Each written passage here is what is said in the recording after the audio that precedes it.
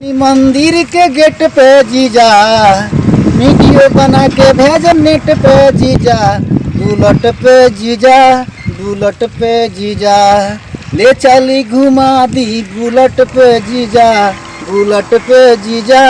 Bullet पे जीजा। हमरे कहे के मतलब ई बा जे गेहूं के जोन एथी बानू फूल देखो कितना खर्चा करल गइल ओकरा कोनी जो देखत रहे के भाई हत इतना खराब निकल गइल बा। अच्छा सवेरे सवेरे ओकरा के हम देखनी है ने जा तो केजन कहां गइल का एथी गइल हैं आ देखो ओने कर जोन बा होटलों में कामवा लगइले बानी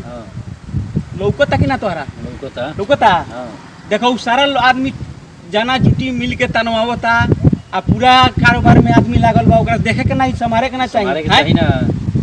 हऊ हऊ खौए कौन वही बिगड़ता बनला बिनु कोनो गिरल बा कोनो खारा बा आ कोनो ओकरो चाव चिंता बा हैं तारा कहे के ना हो समझावे के ना हो हैं समझाओ जाइए अगर भेंट होगी तो बताओ तो तोरे के बताओ तनी हमी है तोहरा के जिम्मे लगा देनी जे कम से कम देखी अब हमरे बोलो पार नहीं के लगा तो हमरा पूछत नहीं थे के तरह फुर्सत मिली एगो काम ई गेहूं संभारल जाई हम कहां देखी हो कि ऑफिस में जाई ये वो काम हमरे देश बा जरूरी नाचल फिर पड़ता पूरा देखे के पड़ता ही हैं देखिए ये बार समझा दी हो ओकरा के ओकर पेट होल तो हम तो अब जाता नहीं ने है पर होला से गिरबा ने बोलो ओकरा के संग अभी समझा दे ओकर परल ना तो ओकर चाल रोहन हम देखत नहीं हम हैं का रे। हाँ भैया प्रणाम। खुश रह इतना दिन से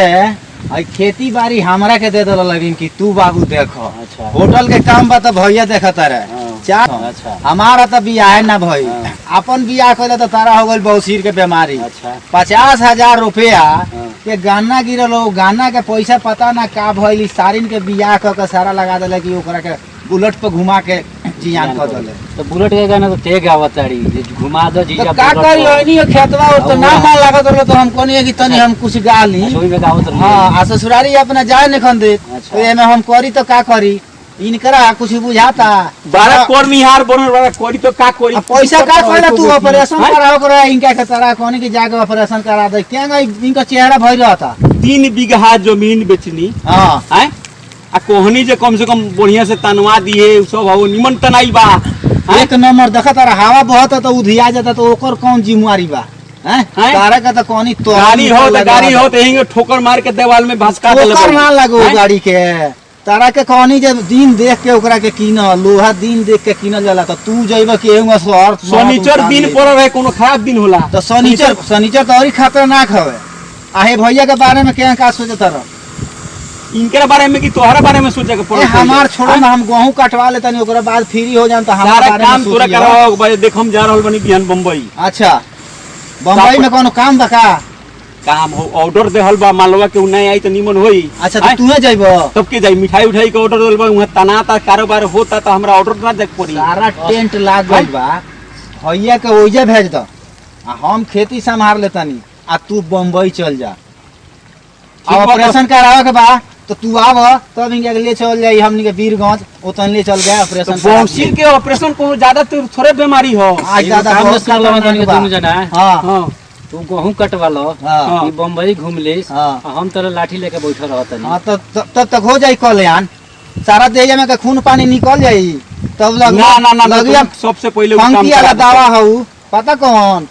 ललका मार्चवा के फंकी वाला दवा वाला 2 चम्मच सांझी या 2 चम्मच बिहान उ खियावल जाई तो लाठी लेके बैठई के बड़ी मने तो हर काम में थी बजन लो जिम्मेवारी वाला काम नहीं हम कुछ ना कि जान हमारा गेहूं कटवा के गेहूं के बारे में जानता नहीं टेंट के बारे में ई जनियन आ सामान के जो लाठी पीटे नहीं सजी आ 2 लाठी पीने तब तो मियाज सोई रहा तो हमरा बुझाता कुछ दिन में अलगा अलगी होखल जाई अलगा बिल्ली के काम लगाओ तोरा जिम्मेवारी लई अलगा बिल्ली लोग बने सुनी तो कथी कह जे तीन भाई बहन बाबूजी हमार रहतन तो आज हम बिना बियाह भइले बैठती तो बियाह होई तो और बियाह करा दिए 50,000 रुपया का कइलो तू आज तक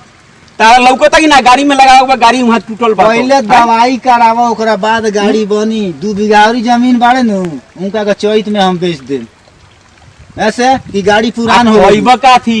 खाई जाई टेंटवा कुली काम होता तो ऊपर पैसा का हो एक दिन में आवता 22 लाख 23 लाख रुपया 5 लाख तू छाड़ दो मजदूरी जाना के तबु तो ओमे कुछ बची। ए तो हमर दवाई में कहाँ इतना पैसा लागी? ऑपरेशनवा करावे में टाइम लागेला। ज्यादा 10 लाख रुपए वे लागी। तो 10 लाख लागी तो 10 लाख में 3 जने भइनी सन 1 लाख तो डॉक्टर ले ली 3 लाख में 3 लाख बची तो हमनी के तीनों जने अपन बांट के ठीक बा हम जाता नहीं आपस में तोहनी बतिया लो नहीं तोहनी के कहां सेटल करता नहीं ऐसे कि हमारा अब लेट होता। ठीक बा तब तू जा मुंबई हमार बात है गेहूं के काम बा ऐसे कि गाड़ी न हॉर्न देता बात बुझता रहो। हां ठीक बा हम जाता नहीं हो हम ये भैया के डांटा दे के बैठाए तनी ना होई इनकरा से तो हमरे उ देखे के पड़ी गेहूं सब करे के बाद समझ लो तारे जी में लगाए तनी अब गुनी ने अब का करबो नहीं का धरबो नहीं हम जाना हो तो गाड़ी आ गई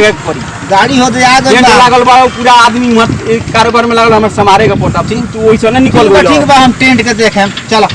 अब हम जाता नहीं ठीक बा हम जाता नहीं ठीक बा मुंबई जाता सुनो ना तो अब का हो 3 लाख तू दे दो। हां 3 लाख की देता रहो आ 3 लाख खेती से निकल जाई। अच्छा आ 1 लाख 1.5 लाख के व्यवस्था हम करके अपन ऑपरेशन कराए तनी झगड़ा मत करो लोग। झगड़ा वाला बात नहीं है बउआ देखो